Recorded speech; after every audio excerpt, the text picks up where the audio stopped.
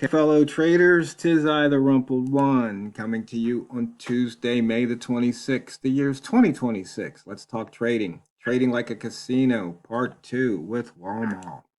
These videos are for educational purposes only. Your results may differ from mine and differ from Walmal's. As always, have risk management in place so you don't lose more than you're willing to lose while you are trading. So, Walmart, last week I was talking to the traders about trading like a casino and basically sticking to your rules, having rules, sticking to them, and not altering them in the middle of the game. Yeah, that certainly would, it's what we're supposed to be doing. When you say trading like a casino, there are two sides in a trade, and when you're trading like a casino or you're betting like a casino, and the reality is, if you're the house, you've got one set of rules, and if you're the guy sitting on the other side of the table and at a blackjack table, you've got another set of rules, and you got to. The whole point, though, is that you need to go and set your rules up based on who you are. So for instance, in a casino, the reality is every single game that's out there is rigged. Okay, I know people don't want to hear that, but every game in a casino is rigged, and it's rigged so that there's a slight statistical advantage, for the house to win. But at the same time, you have to go and say, wait a second. There are professional gamblers out there who don't get thrown out of casinos, and yet they manage to survive. And not only do that, but make money and do well. So how do they do that? Well, what they're doing is obviously they've set up rules so that it allows them to survive in that game. Well, part of one of the rules that they have is that they make sure that they're not seen. They're flying under the clouds, so to speak, so they're not seen by this as being dangerous for them. Because the casino doesn't care if you got gamblers who are out there who are winning. Okay, they don't care about that. What their concern is that they don't have gamblers who are out there who are consistently winning big, taking big chunks of their profit. That's what they want to do, and make sure that's not happening. So you got gamblers who are out there that know, okay, I can go and sit out here and I can go and play and I can win consistently, but at the same time not become something that's out there that becomes obvious that there's that this guy is taking us, because eventually they could actually turn a game from being a profitable game into a negative game. So what do? They put rules in place, prevent you from card counting, and they actually will go in to hire people that are sitting there watching the cameras. Oh, by the way, there's a camera above every single table. Why? Because if somebody is cheating, legitimately cheating, going and stealing chips, stealing whatever, or didn't play the cards correctly, they can go back and look at it. And there are people who are hired to sit there and look at the table. And those guys who are looking at the table are looking, saying, okay, I can tell how the card, I know how to card count, and this guy is card count. Well, that's, under most casino rules, you're not allowed to card count. It's just one of their rules. And that goes and slants everything in their favor. Well, that's a rule that the house side has. Well, you can go and do things on your side where it doesn't become obvious that you card count, or you're using some other implementation to go and win. And that's what we have to do in trading. The reality is, whether we like to say it or not, the game is rigged against us. It's rigged against us because we don't see tier one pricing.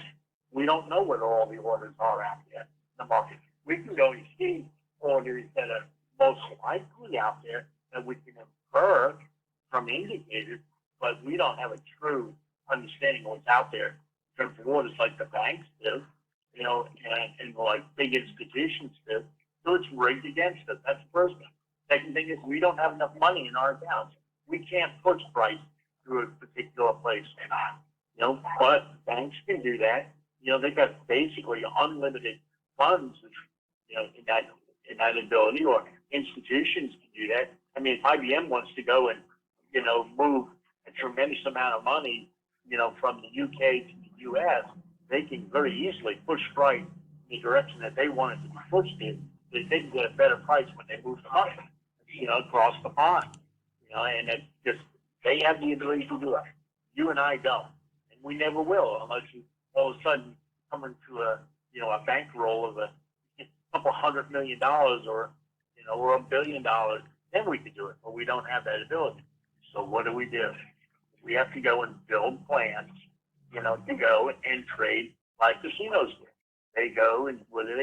They built their rules in such a way that you could go and basically take advantage of what the market actually is, and the market being some type of betting bench, or and that's what they do. And that's what we need to do. So what does that mean for us?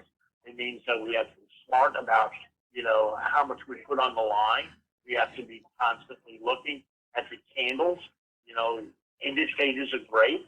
And like Fiore's got, I tease them all the time and tell them he's got 1.5 million indicator. How do you know which one to use?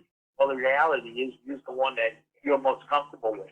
But the indicators are lagging. It's lagging the price. I don't care what indicator you have. It's always lagging.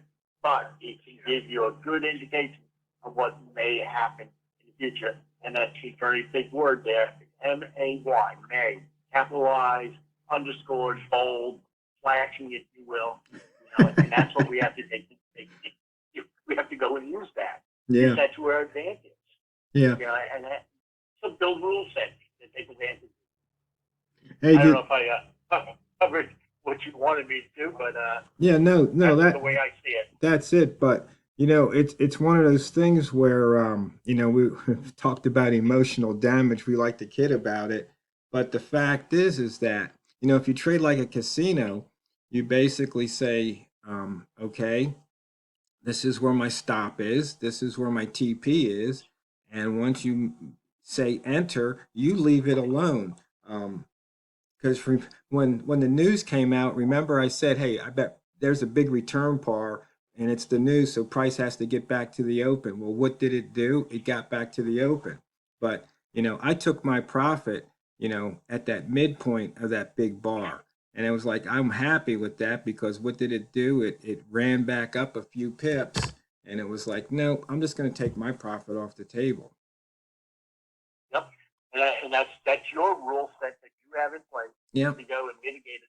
Your emotions, so you don't get yourself into trouble. And that's perfectly fine. And the thing is, what we got to remember is that all of us traders are different. We have different psychologies. We have different abilities. What we're able to stomach. Another trader may go and say, "Hey, I saw that thing run against me, ran all the way up against it. That's another opportunity to jump in. I know it's going to get back to that open." That's the way that they're trading. They look at it. I can get in. I can add in here, and get some more. And neither one is wrong. It's just a question of what you're able to stomach. What you're able to go and handle. What rules have you put in place to go and deal with that? That's what we all need to do. Yeah. It's funny because it goes back to like that one woman trader that bought herself a Ferrari. She says, sit on your hands. That's just something I used to say a while back, say a lot. It's like you just got to sit on your hands and let the market do its thing. Right. Yeah. Yeah. I like to go and say the market's going to do what the market does. And there's nothing that you or I or any of us traders out there are going to be able to do anything about it. Like I said, earlier in the video, we don't got $1 billion to trade. We're not going to move the market. Okay. What we have to do is we have to react to the market and trade based on what the market's doing, and hopefully make money based on what that movement is. Yeah. And that's where we have to set our rules. And what's really funny though, because it's something I think traders lose sight of, is that 100 pips is a penny on the pound. In other words, the pound's going for like $1.34 to $1.35. But we're trading those um basically the um pips in between, which there's 100 pip per penny. It's like there's 100 or 10 points per pip, but 100 pips per penny. And it's just like it's almost like when you think about it, it's ludicrous. It's like, what are you Yeah, guys you're doing? absolutely. It's sort of like what was that movie? Where basically they were collecting the extra penny. They made millions doing it. Yeah, the bank heist. Yeah, Yes, the but that's what we're doing actually. the rounding. Yeah, You know, it's just crazy.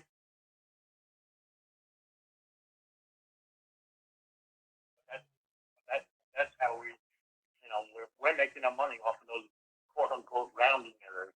yeah, is what those people would Where say would be the noise.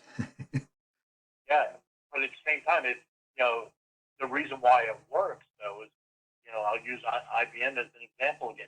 If IBM's got to go and write a check, for $100 million, and they got to go and pull the money, from the UK into the US, pulling $100 million, and the difference of one penny can be significant. It's very easily to go and be, $1 million to $2 million of actual savings that they get by moving the market in a particular direction. So they Right. will. In the old days they wouldn't do it. It would just naturally happen. But they're all of their, statisticians and their finance people, they figured out, hey, we can go and move the market. We have enough money to move the market, and because they have so much money tied up in it, they have the physical ability to do it, and so they will, And then the question comes down to, where the wars come in is that IBM wants the moving the UK to the dollar. Well, obviously they want the dollar to get weaker, and and then that way it'll be cheaper for them to move it. But what if, let's say, a JP Morgan needs to go and move money from the States to the UK, and now you got competing big boys, and that's where the fight is. And depending on timing and everything else, that's why you sometimes will go and see, a market where they'll have a 100 pip move on the day or a 150 pip move on the day, and where does it wind up? It winds up right back in the middle someplace, because one goes and moves it one way, they go and make their trade. The other one moves it the other way, they make their trade. Yeah, we've got a 49 pip range, so they really haven't moved it much. Yeah. Well, here in the United States anyway, it's the unofficial start of summer, and so a lot of people take this week off. So it wouldn't surprise me that we don't move very far. That's just the reality of where we're sitting. Yeah, hey, we're back down to the lowest M30 open. On the highest open, lowest open, I used to use the H1 candles, but since the M30s have that propensity of covering, I dropped it to the M30 lowest open and highest open. So I've been trading out of those areas.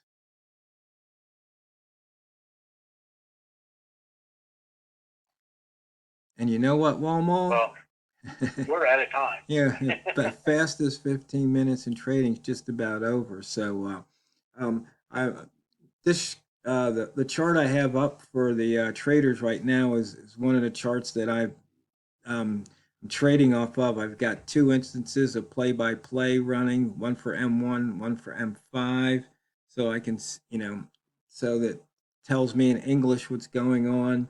I've got a few new multimeters. I got the trend range multimeter, order flow, open versus the previous middle. And so, did it open above it or below it? And I got three instances of my strength out there. So you can see if it's mainly red, which direction you should most likely trade. And then I've got the order flow history that just shows me what's happened. But fellow traders, once again, It's not what you trade, it's how you trade it. So go out there and drain the banks. This is the Rumpled One, over and out.